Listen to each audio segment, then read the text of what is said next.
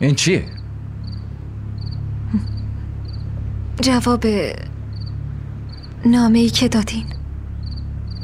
جواب نامه‌ای که دادم؟ ولی من که برات نامه ننوشتم. یعنی چی؟ چی داری میگی؟ همین که شنیدی رباب. من هیچ وقت برات نامه ننوشتم. محض رضای خود از این کارا دست بردار رباب.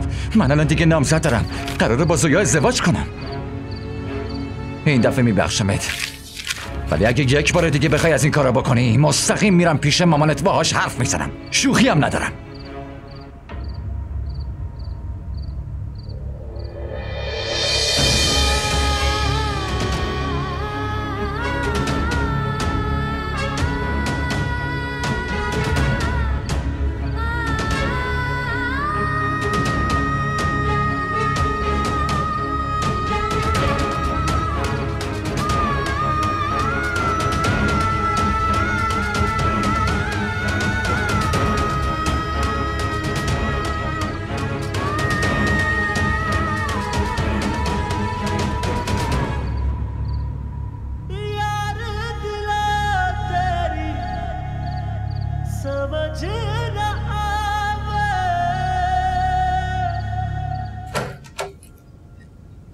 رباب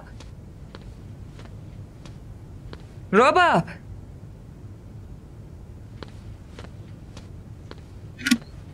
رباب رباب رباب رباب رباب چشاتو باز کن عزیزم، چشاتو باز کن.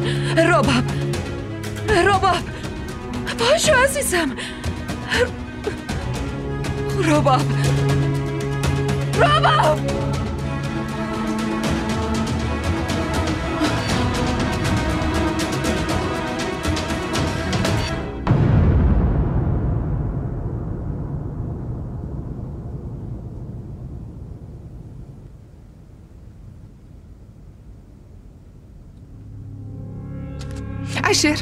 اشر زود باش، ماشین رو روشن کن بریم بیمارستان.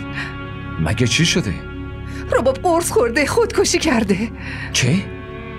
حالا چرا وایستادی؟ برو ماشین رو روشن کن. باشه بریم.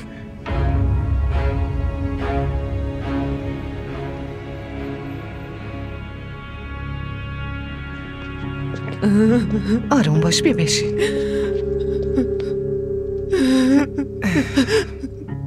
این چه بلایی بود سرم اومد. دعا کن، خدا خودش کمک میکنه. اگه بچم یه وقت چیزیش بشه من هیچ وقت خودمو نمیبخشم. من که فکر میکردم تموم آسایش دنیا رو براش فراهم کردم.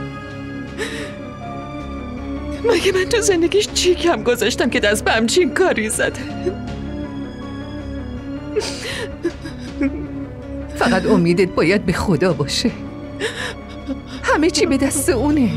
حتما کمکمون میکنه.